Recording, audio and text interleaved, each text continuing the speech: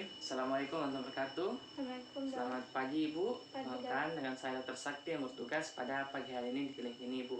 Kalau boleh tahu Ibu, dengan Ibu siapa? Ibu Ratna, Dok. Ibu Ratna, umurnya berapa tahun Ibu? 58 tahun. 58 tahun. Baik Ibu, sebentar kita akan melakukan pemeriksaan tekanan bola mata atau biasa kita sebut dengan tekanan intraokuler mata, yang dimana pada pemeriksaan ini bertujuan untuk menilai tekanan bola matanya Ibu, dimana kita melihat apakah ada kelainan atau tidak pada penekanan bola matanya Ibu.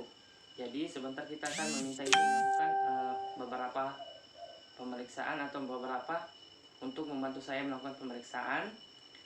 Namun mungkin nanti ada Ibu akan rasakan sedikit kurang nyaman, tapi saya akan bekerja secara profesional mungkin.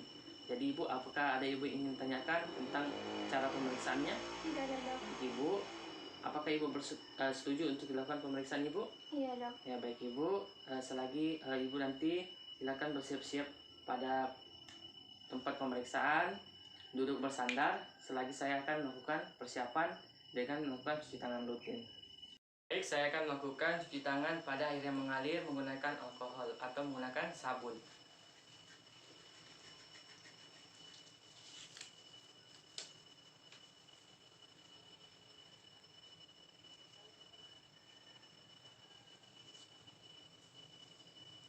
Baik, selanjutnya setelah kita melakukan cuci tangan rutin, selanjutnya kita melakukan pemeriksaan.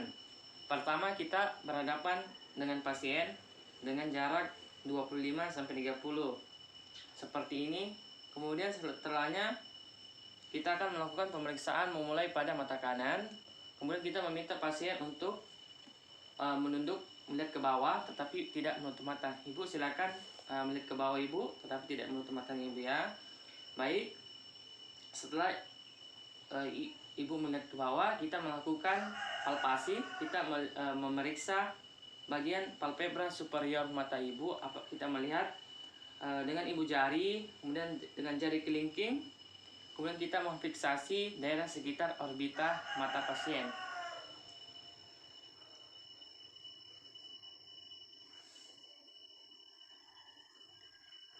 Baik, setelah itu kita melakukan pemeriksaan itu secara bergantian, sudah kita lakukan tadi. Kemudian kita rasakan apakah ada perbedaan atau kelainan pada palpebra mata pasien. Kemudian setelah itu kita mencatat hasil dari pemeriksaan yang sudah kita lakukan. Adapun hasil atau interpretasi yang bisa kita dapatkan pada pemeriksaan ini, yang pertama itulah TN negatif 3, yang dimana pada menandakan bahwa tekanan bola mata itu rendah. Kemudian ada TN negatif 2 yang mana menandakan tekanan bola mata itu cukup rendah. Kemudian TN negatif 1 itu menandakan tekanan bola mata agak rendah. Kemudian untuk TN itu merupakan tekanan bola mata normal. Kemudian TN plus 1 itu menandakan bahwa ada tekanan bola mata agak keras. Kemudian TN plus 2 itu menandakan ada tekanan bola mata yang cukup keras. Kemudian TN plus 3 itu menandakan bahwa ada tekanan bola mata itu yang cukup tinggi. Baik Ibu, dari hasil interpretasi atau hasil yang sudah kita dapatkan tadi, kita mendapatkan bahwa pada mata kanannya Ibu didapatkan tekanan yang cukup keras Ibu, itu TN plus 2. Dan untuk mata kirinya Ibu kita dapatkan itu hasilnya normal. Jadi untuk mengetahui penyebab pastinya mata kanannya Ibu, kita akan melakukan atau saya menganjurkan Ibu melakukan pemeriksaan penunjang. Kemudian apakah Ibu bersedia dilakukan pemeriksaan penunjang? Iya, Dok. Baik Ibu, sudah selesai pemeriksaannya. Terima kasih. Assalamualaikum warahmatullahi wabarakatuh. Bismillahirrahmanirrahim. Assalamualaikum warahmatullahi wabarakatuh. Perkenalkan, nama saya Sakti dengan NIM C01181315. Baik, saya akan menjelaskan tentang pemeriksaan tekanan bola mata dengan metode Skiots, di mana pada pemeriksaan dengan metode ini memiliki tujuan untuk menilai tekanan bola mata pasien secara kuantitatif dengan metode tonometer Skiots. Sebelum kita melakukan atau menjelaskan tata cara pemeriksaan, terlebih dahulu saya akan menyampaikan atau menjelaskan tentang indikasi serta kontraindikasi dari pemeriksaan ini. Baik, indikasi pada pemeriksaan ini yaitu penderita dengan glaukoma akut atau kronis. Kemudian penderita dengan diabetes mellitus, kemudian penderita lebih besar dari 40 tahun, kemudian penderita dengan riwayat glaukoma, kemudian penderita buta mata sebelah. Serta kontraindikasi pada pemeriksaan ini yaitu pasien infeksi bola mata, pasien trauma okuli, pasien tidak kooperatif, pasien alergi anestesi topikal. Adapun alat dan bahan yang kita gunakan pada pemeriksaan kali ini, itu adalah termometer Schiotz.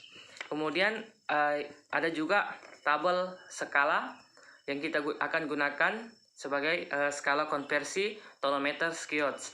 Kemudian juga ada anestesis topikal, antibiotik, serta alkohol swab.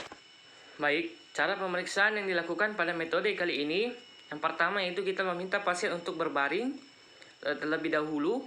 Kemudian juga sebelum kita meminta pasien, selagi pasien diminta untuk berbaring, kita melakukan cuci tangan rutin. Kemudian setelah itu kita melakukan anestesi topikal dengan menggunakan tetes mata pantokain.